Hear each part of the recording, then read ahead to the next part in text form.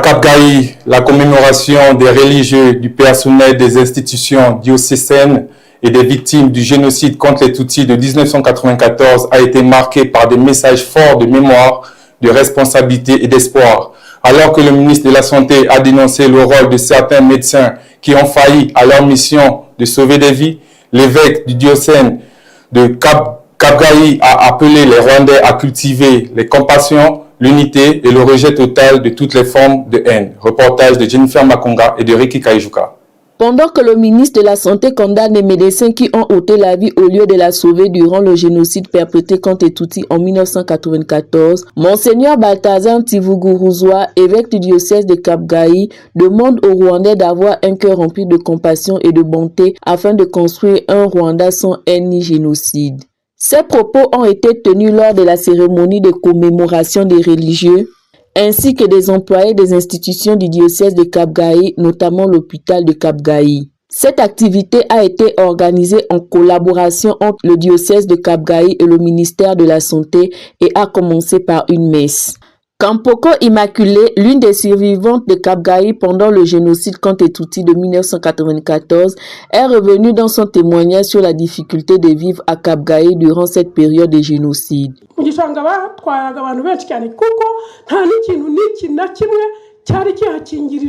Dans les marais, il a mené énormément de gens.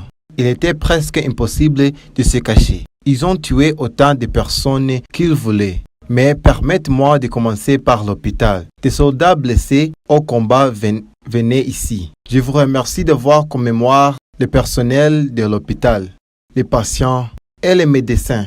Nous avons vécu ici à Cap-Gaï dans des conditions extrêmement difficiles. Mais nous remercions les Inhotani qui sont venus nous sauver. Mon témoignage est trop long pour être achevé maintenant. Je vais donc m'arrêter ici pour l'instant. Monseigneur Balthazar Ntivuguruzwa, évêque du diocèse de Cap-Gaï, a insisté sur la nécessité pour les Rwandais de construire un pays sans division, caractérisé par l'unité et d'avoir un cœur bon, sans méchanceté, car selon lui, le cœur humain peut aussi être habité par le mal.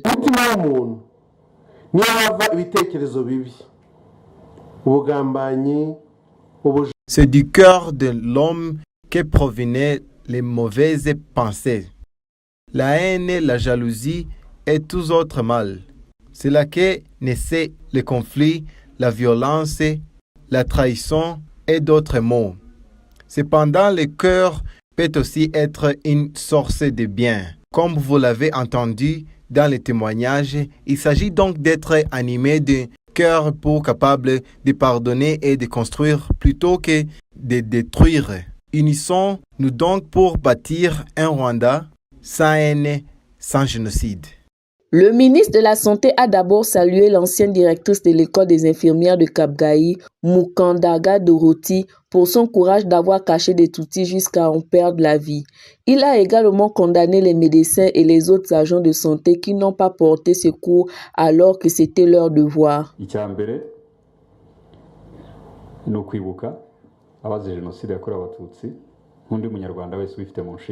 La première chose est de commémorer les victimes du génocide perpétré contre les Tutsis. Comme c'est le devoir chaque Rwandais, mais nous devons aussi condamner ceux qui ont pris part, en particulier ceux qui auraient dû protéger la vie. Condamner un tel crime ne suffit pas, il y a aussi ceux qui nous remercions, comme Dorothea Mukandaga, car elle a caché ceux qui s'étaient réfugiés chez elle. Elle y a laissé sa propre vie. Le docteur Sabet Zanzimana, ministre de la Santé, a poursuivi en affirmant que condamner ceux qui se sont montrés lâches pendant le génocide contre les Tutsis en refusant de secourir les personnes en danger doivent aussi aller de pair avec l'apprentissage.